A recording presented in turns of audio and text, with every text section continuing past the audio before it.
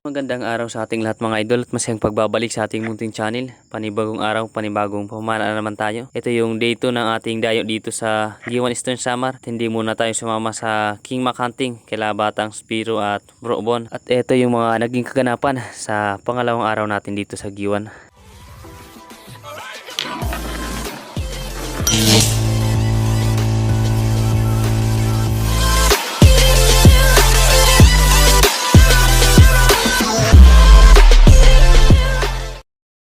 Dito mga idol, napakaaga pa ng pag-alis namin dito sa bahay ni Bro Bon. At eto, palabas pa lang yung araw, bali alas 5 pasado pa lang dito.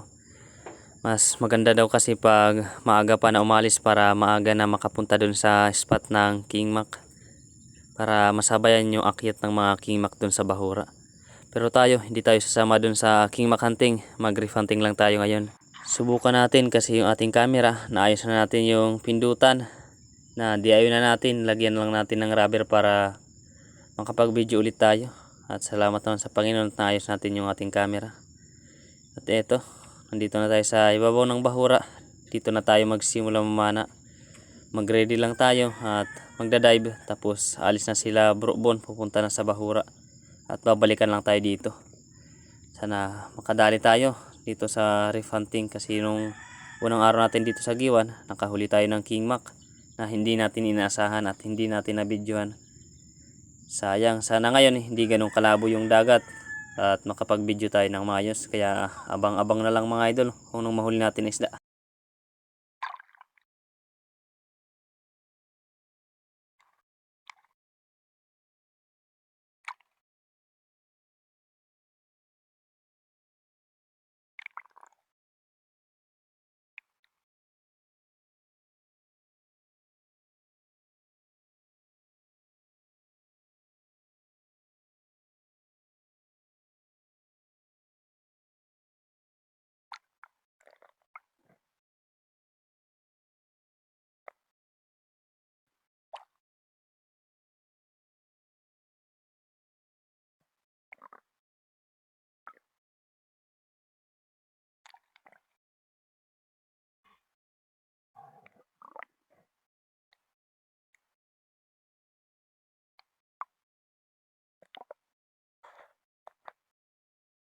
Unang dive natin mga idol, medyo malabo pang dagat at medyo madilim pa. Gawa ng napakaaga pa natin dito na pumunta sa Bahura. Dito nakakita tayo ng mga bait fish kaya ito yung magandang parang para pwestohan natin na mag-ambush tayo dito. Nag-fish ko lang tayo dito ng krek-krek at eto, may nakita tayong samaral kaya agad na natin ito na tinira. Hindi nga lang makita masyado sa video natin mga idol gawa ng malabo pa yung dagat. Kaya pasensya na mga idol. At sumabit pa dito yung ating shaft sa nylon ng kitang. Kaya iniwan muna natin yung ating barrel. Mababaw lang naman yung spot na ito.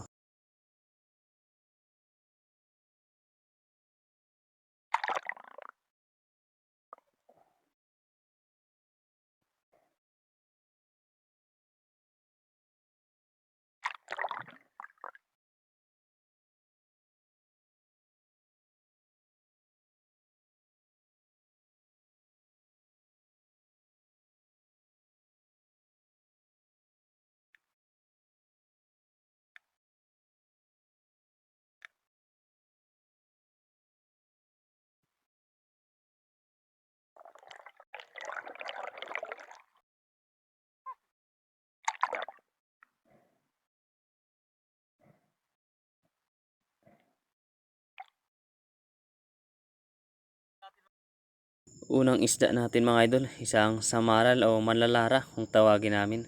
Napakasarap nito na inihaw at sa tinola. Thank you Lord. Buhay naman natin ngayong umaga. Isang samaral.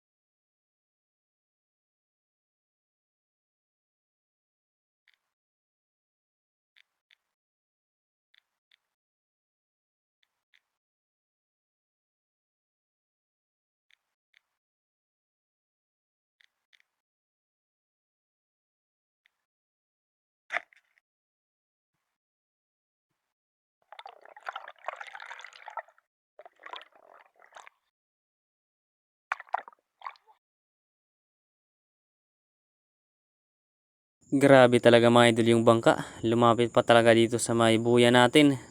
Kahit may buya na tayo, talagang lumalapit pa yung mga bangka. Kaya hindi tayo na kapamana dito ng maayos. Lang natatakot tayo sa bangka. Marami kasi yung bangka na dumadaan. Sa dive natin ito mga idol, ito pa rin yung bahura na pag-ambusha natin. May nakita kasi tayo dito ng mga dalagang bukid at mga maliit na isda. Kaya susubukan natin na mag-ambush, baka makatrack tayo ng mga isda na malaki at pwede natin mapana. Kaya dito, pagkadating natin sa ilalim, agad na tayo na pumesto para mag-ambush. Kaso hindi tayo mga idol nagtagal dito sa ilalim. Gawa ng nakarinig tayo ng malakas na tunog ng bangka. Kaya agad na lang tayo na umahon. Delikado, baka dito duman sa tapat natin at madali tayo ng ilisi.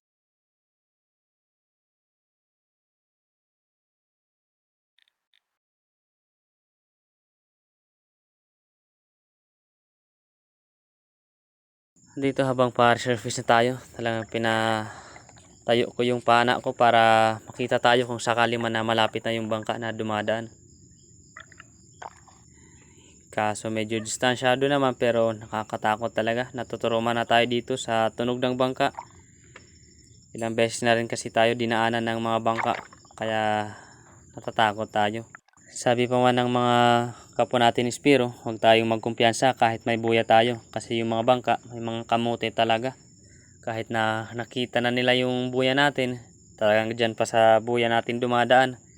Kahit malawak naman yung dagat, talagang gigit-gitan pa yung buya natin. Kaya dubli ingat lang tayo at huwag talaga tayo magkumpiyansa kahit may buya na tayong dala.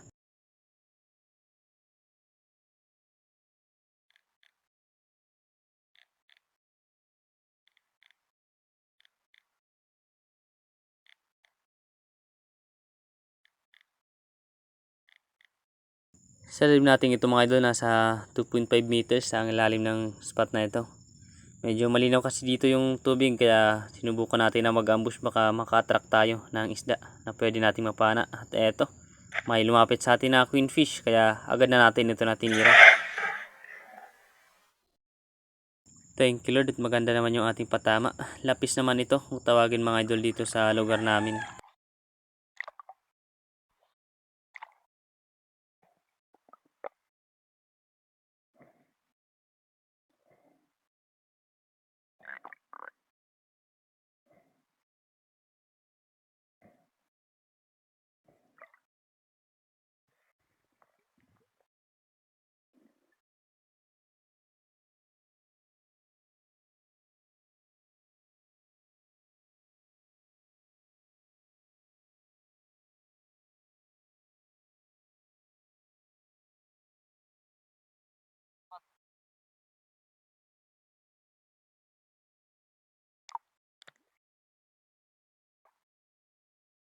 Para tayo mga idol ng sumaral.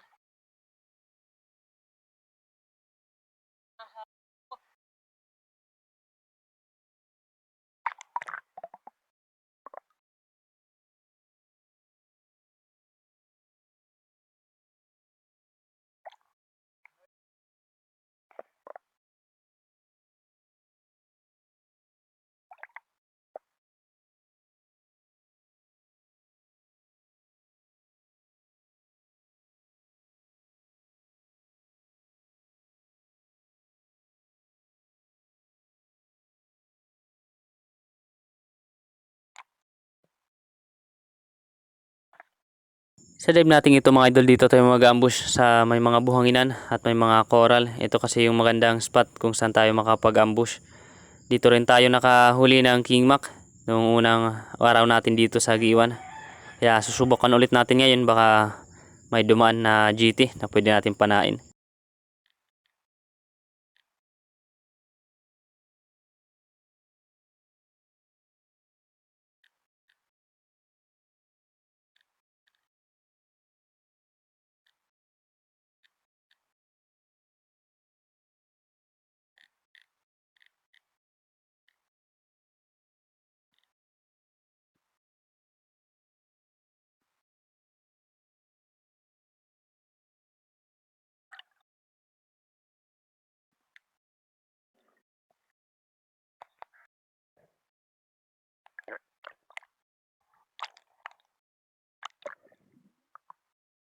Sa dive natin ito mga idol, nakikita tayo ng isdang tagaan kung tawagin namin o baga-baga.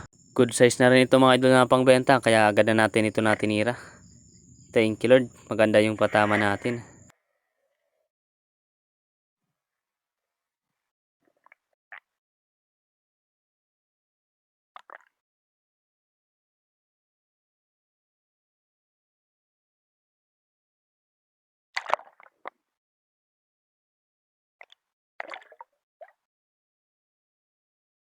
Baga mga idol, tagaan.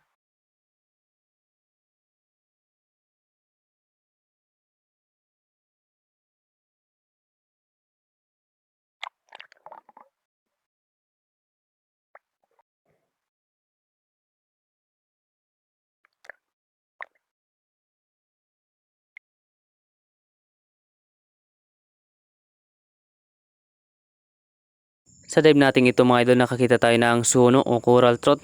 Medyo maliit-liit pa ito pero kinuha na natin. Halos 3 oras na rin tayo dito na nagda-dive at pabalik-balik wala tayong nakitang isda na mapapana. Kaya tinira na lang natin itong suno para makadagdag tayo sa huli nating isda.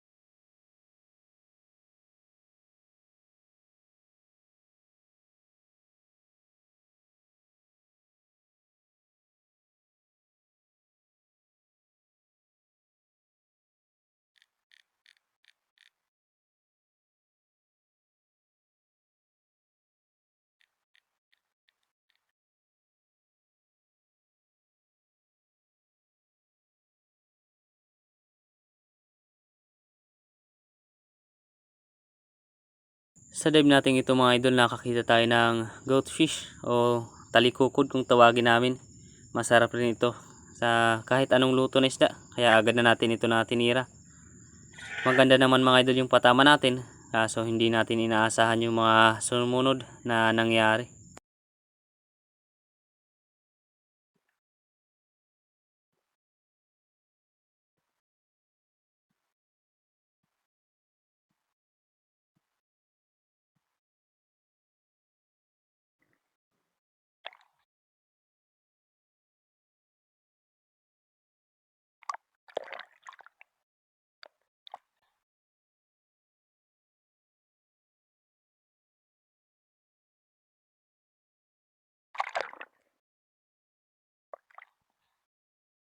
Ilalagay na sana natin yung ating napanang isda sa buya, kaso wala na yung buya dito sa likod natin. Natanggal yung ating buya, kaya bumalik muna ako sa mababaw at naghanap ako ng mataas na bato para doon tayo tumayo at tingnan natin kung nasan yung buya natin.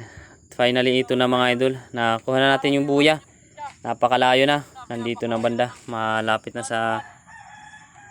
na bahura kung saan kami namana ni Bro Bon na may nagdidinamita. At eto mga idol, grabe, sobrang layo ng nilangoy natin bago natin nakuha itong buya. Salamat pa rin at hindi ganun kalakas yung agos at nakuha natin kaagad itong buya natin.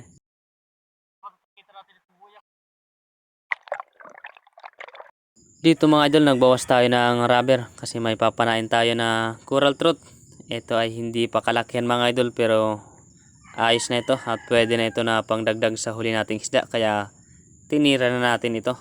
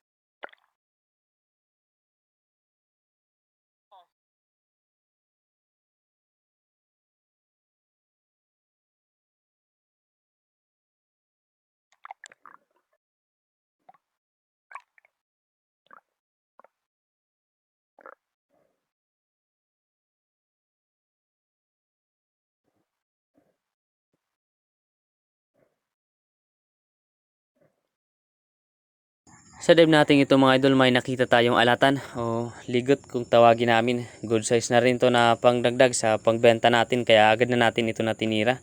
Isa rin ito sa masarap na pangtula mga idol, ang isda na ito.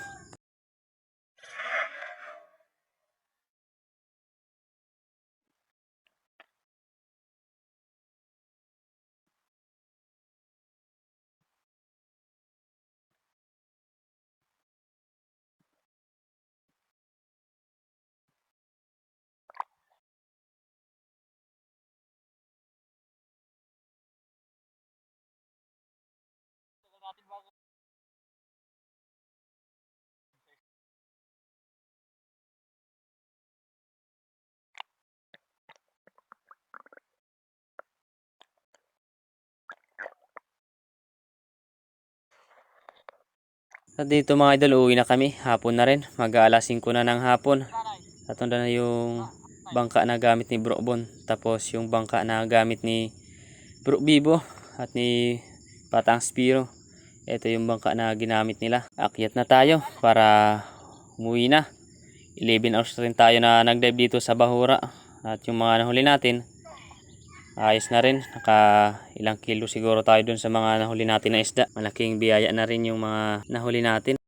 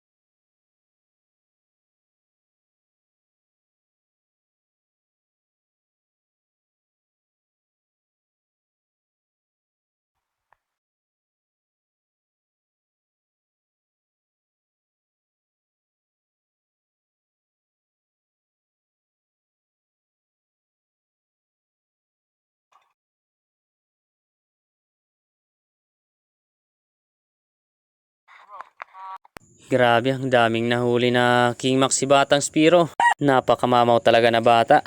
Ayos na. 2 piraso naman yung nahuli ni Bro Bon. Tayo, wala tayong nahuli kasi hindi tayo sumama. Sayang. Tayo siguro yung malas kasi nung unang araw namin, isa lang yung nahuli namin na King Max. Ngayon naman hindi tayo sumama. 10 piraso yung nahuli nila na King Max. Kaya bukas, subukan natin para malaman kung makakahuli tayo o hindi sa mga King Max na ito dun sa Bahura. Ayos na, jackpot na naman si Batang Spiro, kwartang linaw na. Ayos talaga si Master, yung sikreto ni Master. Master pautog!